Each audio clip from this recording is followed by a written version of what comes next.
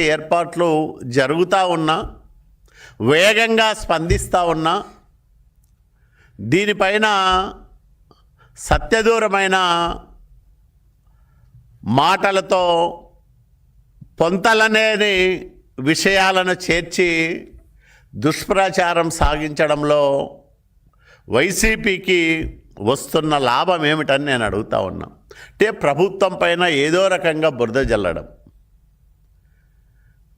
ఏదో రకంగా విషప్రచారం చేయడం, ప్రభుత్వానికి చెడ్డ పేరు తీసుకురావడమే ధ్యేయంగా ఈ వైసీపీ పనిచేస్తూ ఉంది. వాస్తవంగా వైసీపీ హయాంలో కేవలం 470 అంబులెన్స్లు పనిచేస్తే ఈరోజు ఎన్డీఏ కూటమి ప్రభుత్వ నాయకత్వంలో చంద్రబాబు నాయుడు గారి సారథ్యంలో 768 అంబులెన్స్లు పనిచేస్తూ ఉన్నాయి, సేవలు అందిస్తూ ఉన్నాయి. సకాలంలో స్పందన ఉంటా ఉంది.